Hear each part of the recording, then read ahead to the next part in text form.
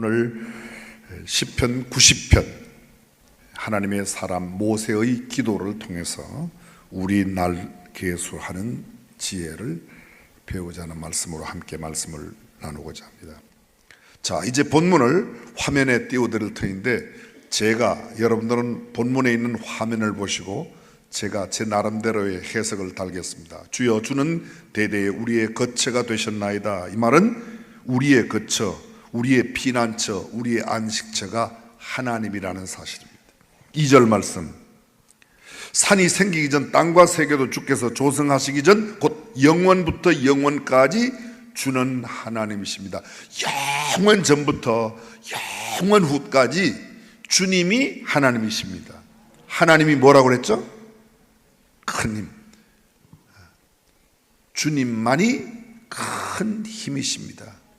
세상에 돈이 힘이 아니고 권력이 힘이 아니고 지위가 힘이 아니고 어떤 가지고 있는 특별한 기술이 힘이 아니라 주님이 힘이라는 말씀을 전하고 있습니다. 3절, 주께서 사람을 티끌로 돌아가게 하시고 말씀하시기를 너희 인생들은 돌아가라 하셨으니, 주님은 인생의 모습을 티끌로, 그리고 주님이 부르시면 티끌 같은 인생은 떠날 수밖에 없는 존재라는 거죠. 4절, 주님께는 천년도 지나간 어제같이 한순간에 지나간다고 말합니다. 5절, 주님께서 일장춘몽의 인생, 풀같은 인생을 전체에 다, 그들은 홍수처럼 썰어가고 잠깐 자는 것 같으며 아침에 돋는 풀 같다. 인생이 얼마나 짧고 덧없음을 이야기하는 내용입니다.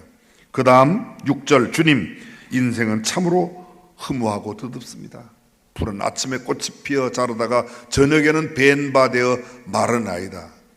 이 풀과 같은 인생, 풀잎 끝에 이슬 같은 이 초로 인생이라고 표현하는 겁니다. 7절, 주님, 우리는 주님의 노와 분에 소멸되고 얼마나 놀라는지 모릅니다.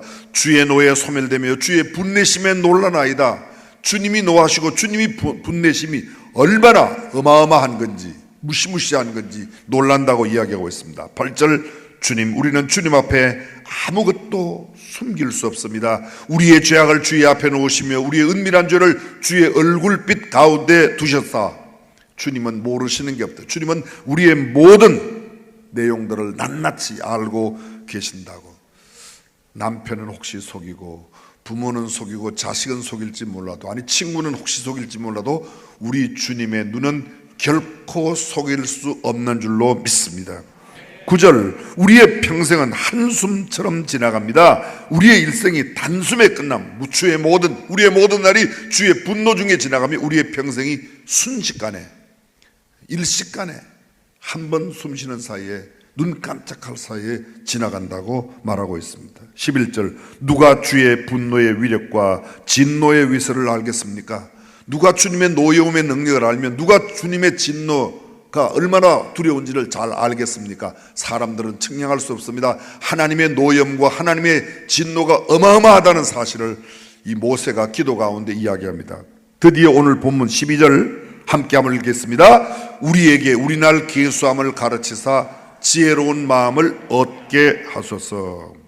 여러분, 우리가 조금 전 10절은 건네뛰었는데 우리의 일생 평생이 70이요 강건하면 80이라도 우리의 년수의 자랑은 수고와 슬픔뿐이요 신속기간이 우리가 날아가나이다.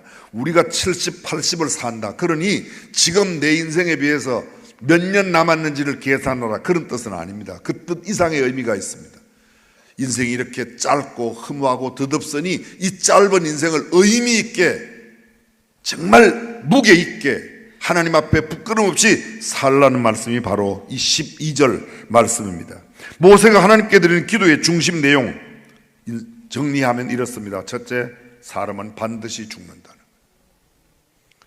그 누구도, 영웅도 호걸도 열사도 부한 사람도 가진 사람도 갖춘 사람도 높은 사람도 권위 있는 사람도 그렇지 않은 반대의 모든 사람들도 누구나 만인의 공도인 죽음의 길은 피할 수가 없습니다. 인생은 반드시 끝이 있습니다.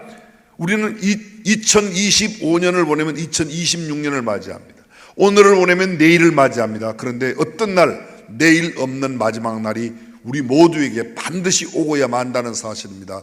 그러므로 지혜로운 사람은 내 인생의 종말을 생각하고 살아가는 사람이란 말이죠. 두 번째 중요한 내용이 있습니다. 인생은 허무하고 덧없는 순간에 지나간다는 겁니다. 인생은 짧게 지나갑니다. 인생은 찰나요 순간입니다. 우리의 보기에는 길고 짧고, 그분은 꽤 오래 사신 것 같고, 어떤 분은 난지 몇 날이 못 되어 떠남으로 짧은 생을 마감한 것 같지만, 하나님 보시기에는 천년도 어제 같으니까, 천년도 하루에 미치지 못하니까 얼마나 짧고 허무한가를 이야기합니다. 여러분, 최초의 사람 아담이 몇 살까지 살았죠? 우리 할아버지도 몇 살까지 산 걸 모르는데 아담은 어떻게 알겠는가? 930세를 살았습니다. 가인과 아벨 대신 셋은 912세를 살았습니다. 에노스는 905세를 살았습니다. 게나는 910세를 살았습니다. 무두셀라는 969세를 살았습니다. 야렛은 962세를 살았습니다. 노아는 950세를 살았습니다. 노아의 아버지 라멕은 777세를 살았습니다. 라멕의 아버지 에녹은 365세를 살고 죽음을 맛보지 않고 하늘나라로 들림받았습니다. 그러니까 창세기 기록된 아브라함 이전의 사람들은 그저 살았다면 기본이 한 900년 됩니다. 이게 90살 되신 어르신 계시면 어르신이 아니고 아직도 애들이에요, 애들. 900살에 비하면 90살은 10분의 1이니까, 그죠? 80살 따지면 8살밖에 안 된다는 거 아닙니까? 노아 홍수가 끝나고 난 뒤에 일어난 사람들은 훨씬 더 수명이 짧아졌습니다. 우리가 잘 알고 있는 족장시대의 가장 믿음의 조상 아브라함 175세, 그의 아들 이삭 180세, 그의 아들 야곱 몇 살이죠? 야곱이 애굽으로 내려갈 때가 130세, 내 나그네 인생길 130년 심히 험한 세월 살았습니다. 그리고 애굽에 가서 17년 더 살고 147살에 그도 떠났습니다. 이게 900살 정도에 살다가 갑자기 200살 아래로 뚝 떨어졌습니다. 그리고 그 아들 요셉 100살, 여호수아 100살, 여호수아 앞에 모세 120세. 오늘 본문은 120세를 산 그 모세가 죽기 직전에 그의 인생 가운데 하나님 앞에 드린 기도를 담고 있는 겁니다. 성경은 우리에게 이렇게 말합니다. 100년을 살건 900년을 살건 내일 일을 너희가 알지 못하는도다. 너희 생명이 무엇이뇨? 너희는 잠깐 보이다가 없어지는 안개리라. 900년은 꽤 긴 것 같지만 900년을 살다가도 안개 같은 인생 살고 가고, 100년 살아도 초로 같은 인생 살고 가고, 풀잎 끝에 있을 초로 아니겠습니까? 성경은 말합니다. 지붕 위로 올라가는 연기 같은 것이 인생이라고, 석양의 그림자같이 지나가는 것이 인생이라고, 배틀에 옛날에 배 짤 때 북통이 왔다 갔다 하는 그 빠른 것처럼 그렇게 지나간다고 말하고 있습니다. 그래서 인생은 찰나의 인생이요 순간에 다하는 인생이라고 말합니다. 짧은 시간의 가치를 일깨워주는 상식적인 이야기들 정리해보면 0.001초는 눈을 한번 깜짝 이는 것보다도 한 75분의 1 정도 시간이 됩니다. 0.01초가. 자, 한번 해보겠습니다. 눈을 한번 깜빡해보세요. 근데 요거보다 75분의 1이 0.01초라는 겁니다. 왜 그럼 0.01초를 이야기하는가? 0.01초. 요 0.01초 차이에 올림픽의 금메달 색깔이 바뀌는 겁니다. 피겨스케이트, 아이스링크에서 쇼트트랙은 0.00 몇 초 사이에 메달 색깔이 달라지지 않습니까? 그죠? 왜? 엉덩이 미는 것이. 대한민국이 그건 정말 잘해요. 여러분, 시간이 70년, 80년 이렇게 따지면 영원한 시간에 비하면 아무것도 아니지만 0.01초, 0.001초를 계산하면 70년, 80년이 결코 짧은 시간이 아니라는 겁니다. 오늘 성경 본문 12절이지만 10절부터 보면 우리의 년수가 70이요 강건하면 80이라도 그 년수의 자랑은 수고와 슬픔뿐이요 신속기간이 우리가 날아가나이다. 누가 주의 노여움의 능력을 알며 누가 주의 진노의 두려움을 알리까? 우리에게 우리날 계수함을 가르치사 지혜로운 마음을 얻게 하소서. 이 말씀 정리하면 우리가 살아온 날들을 되돌아보면서 2025년을 보내면서 지나간 1년 동안 가만히 생각해 보면 결코 우리의 지혜로 우리의 힘으로 우리의 능력으로 살아온 것이 아니라 전적인 하나님의 은혜였음을 고백할 수밖에 없습니다. 금년도에 가장 많이 교회 안에 불렀던 노래가 은혜라는 찬양이에요. 모든 것이 은혜 은혜 은혜.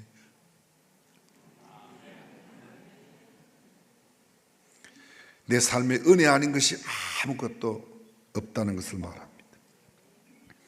창세기 48장 잘 들어보십시오. 이게 누구의 이야기인지.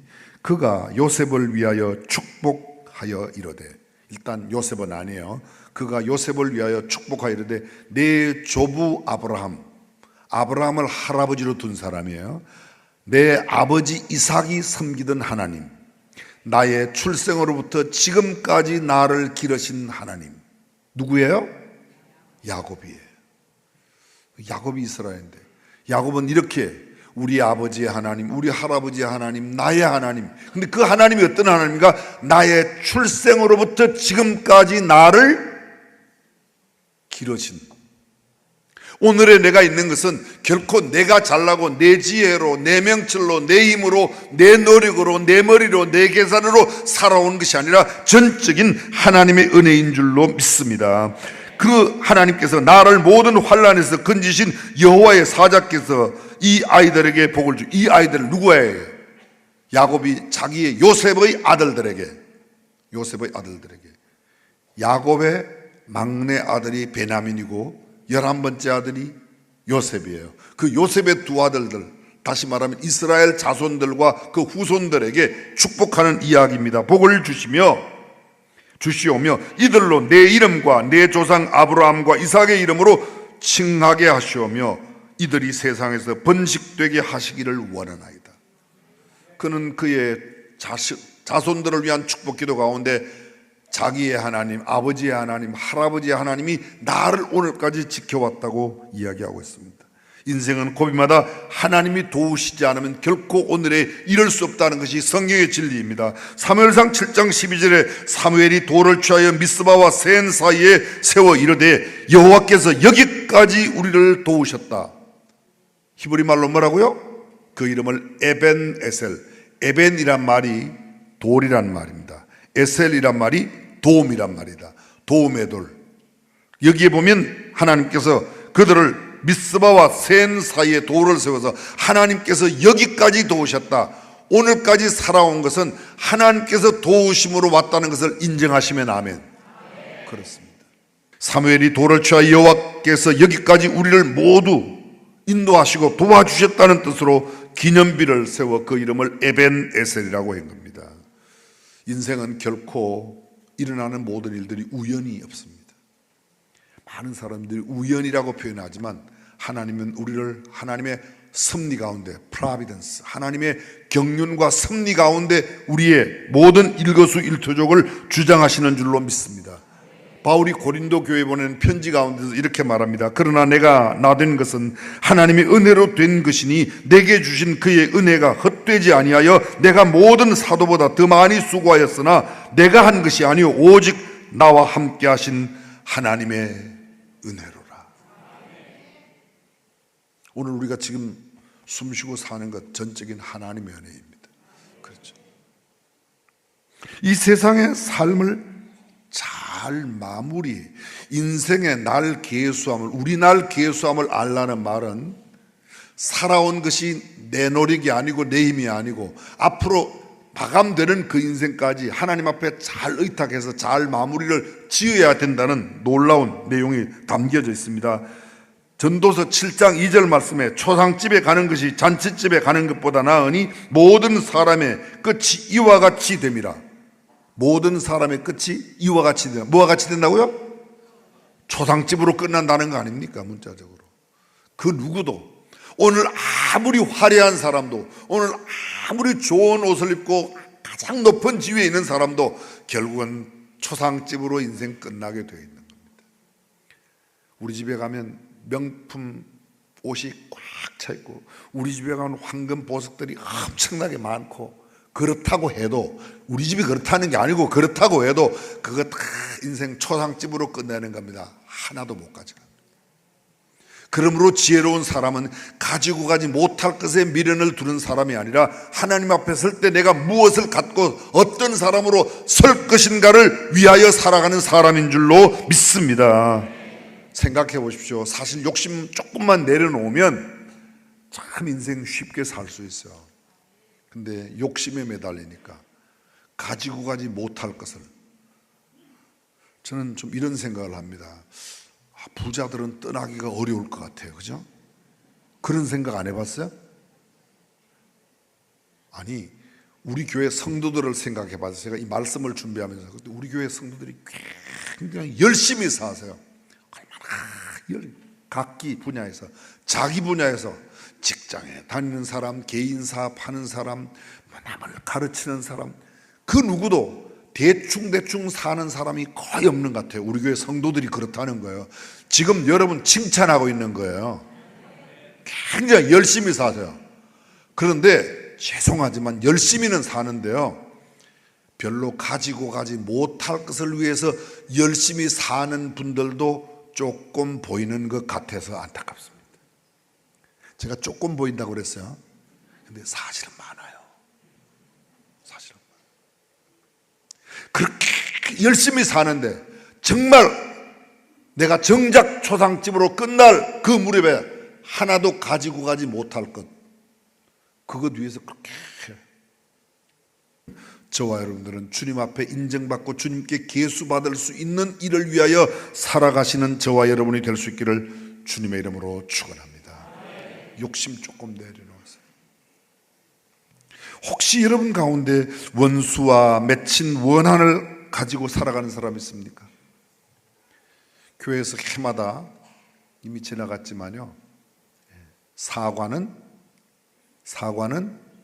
괜찮아요. 사과는 과거를 풀고, 용서는 사과하면 여보, 내가 너무 당신에게 마구 대한 것 같아요. 여보, 내가 가끔 당신을 속였어요. 그 말 한마디는 부부관계를 완전히 바꿔놓습니다.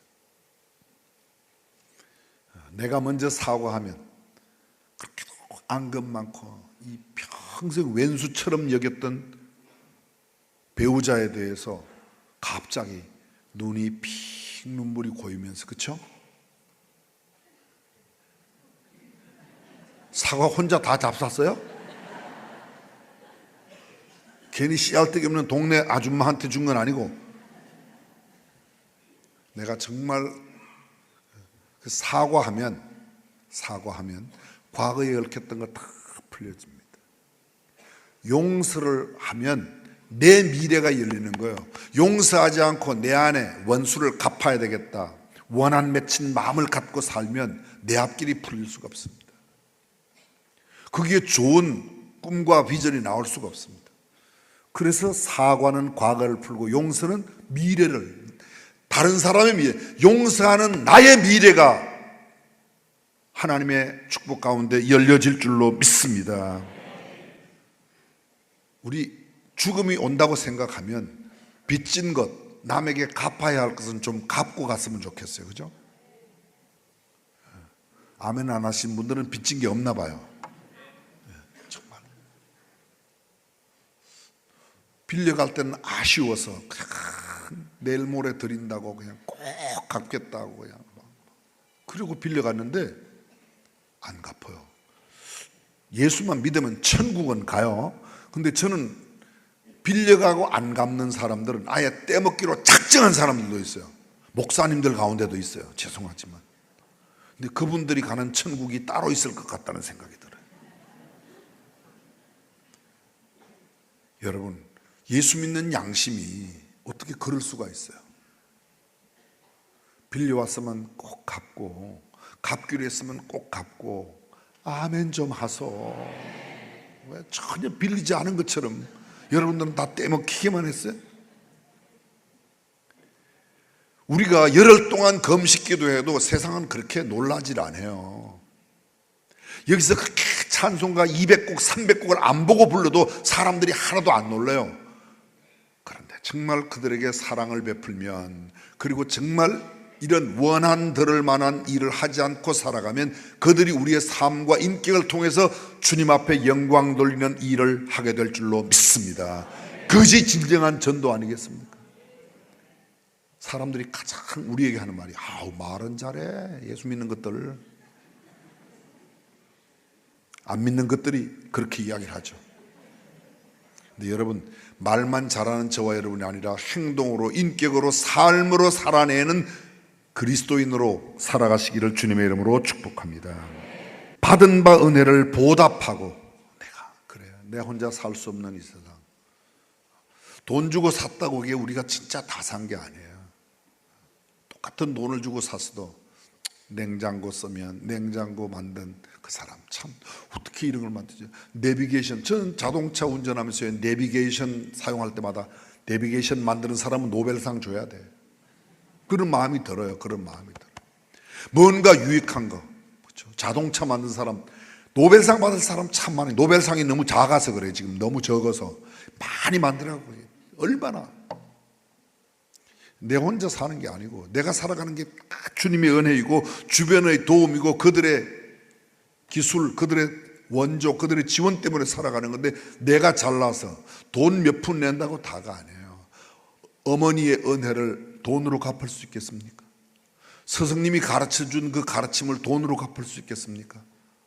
사랑하는 성도 여러분, 우리는 감사하는 마음을 잊지 않고 살아가는 성도가 되어야 할 줄로 믿습니다. 용서하고 사랑하는 거예요. 용서하고 사랑. 미움과 다툼 속에 질투와 시기 가운데 살아가는 사람이 아니라 너희가 서로 사랑하면 모든 사람이 너희가 내 제자인 줄 알리라. 잘 들어보십시오. 너희가 금식기도 많이 하면, 너희가 헌금 많이 하면, 너희가 예배당 크게 지으면 세상 사람은 너희가 하나님의 사람으로 알 거야. 그런 성경 구절 없습니다. 너희가 서로 사랑하면 세상의 모든 사람이 너희가 하나님의 제자임을, 예수님의 제자임을 알 거야. 아멘. 우리가 사랑으로 살아야 돼요. 야고보서는 우리에게 이렇게 말합니다. 긍휼을 행하지 아니하는 자에게는 긍휼 없는 심판이 있으리라. 긍휼은 심판을 이기고 자랑하느니라. 긍휼을 베풀고. 로마서 13장 8절, 피차 사랑의 빛 외에는 아무에게든지 아무 빛도 지지 말라. 남을 사랑하는 자는 율법을 다 이루었느니라. 기독교의 배지가 뭐라고요? 기독교의 배지가 이랬더니 여기다 십자가라는, 기독교의 배지는 사랑이라고. 프랜시스 셰퍼가 The Badge of the Christian, 그리스도인의 배지라는 책을 썼습니다. 아주 얇은 20페이지 정도밖에 안 됩니다. 그리스도인의 배지는 사랑이라는 거예요. 우리가 여기 십자가 달고 다니는 거 중요하지만 그거보다 사랑으로 살아갈 때 우리 주변에 있는 사람들이 정말 예수 믿는 사람 새롭게 보게 될 줄로 믿습니다. 마지막, 오는 세상을 잘 준비하며 인생을 사는 것. 우리의 삶이 육신의 삶으로 끝나는 게 아닙니다. 육신의 삶으로 끝나는 게 아닙니다. 올챙이는 개구리의 세계를 이해할 수 없죠. 애벌레는 나비의 세계를 이해할 수 없습니다. 육신의 한계 속에서는 부활의 영광스러움을 이해하지 못하지만 주님은 말씀합니다. 예수 그리스도를 구주로 믿고 하늘나라를 준비하며 살아가는 사람들에게는 영광스러운 주님처럼 주님을 만나는 축복이 있을 줄로 믿습니다. 내일을 준비하며 살아가는 저와 여러분들이 되시기를 주님의 이름으로